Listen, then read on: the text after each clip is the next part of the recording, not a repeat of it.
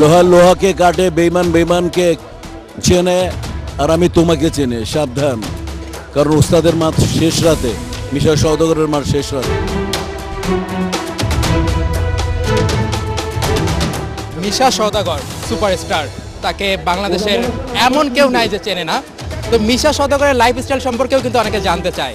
তিনি আসলে ক্রিকেট, ছোটবেলায় ক্রিকেট খেলতেন না ফুটবল, কোন খেলাটা তিনি ভালোবাসতেন? কেনাকাটায় 100% পর্যন্ত ক্যাশব্যাক জিতে নিন BMW সহ হাজার হাজার পুরস্কার। ফুটবল। প্রিয় ফুটবলার কে? প্রিয় ফুটবলার দেশে ছিলেন আমাদের আমলের সালাউদ্দিন, তারপর সাব্বির, চুন্নু ভাই, আর বাইরে হচ্ছে রোনালদো, মেসি, সিনিয়র রোনালদো, তারপর হচ্ছে নেইমার, এমবাপ্পে, তারপর হচ্ছে মানে এরকম অসংখ্য।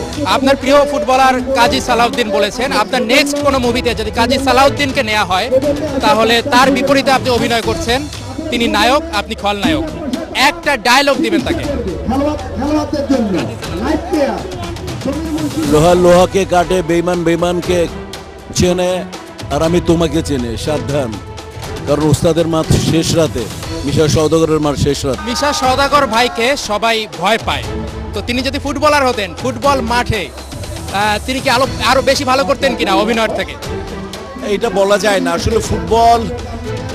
ফুটবলের শোবিজের এগুলো আল্লাহ যদি সাপোর্ট না করে, নিজের কোয়ালিটি তো থাকতে হবে, কিন্তু স্টার সুপারস্টার হওয়া এটা পুরো উপর আল্লাহর রহমত। এটা ফিল্মে বলি, এটা সাকিব আল হাসানি বলি, বা এটা মেসি বলি, বা আমরা ফিল্মে বলি, বা যে জেমস ভাইয়ের কথা বলি, আসলে স্টার সুপারস্টার এটা আল্লাহর উপর নির্ভর করে, এটা দর্শকটাকে পছন্দ করবে।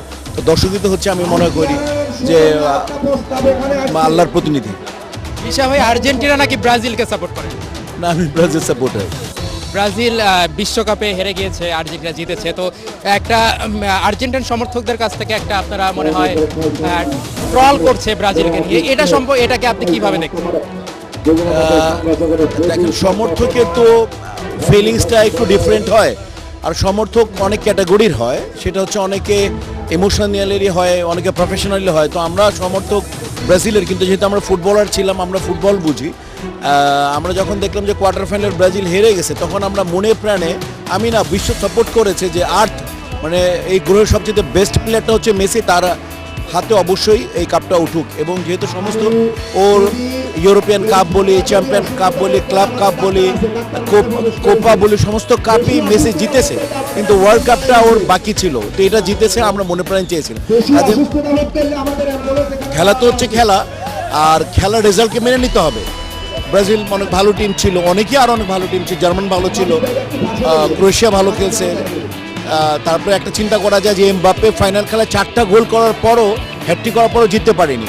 কাজে হচ্ছে এটা কোনো ব্যাপার না, ওপরওয়ালা যার চ্যাম্পিয়ন লিখে রাখবে সে চ্যাম্পিয়ন হবে।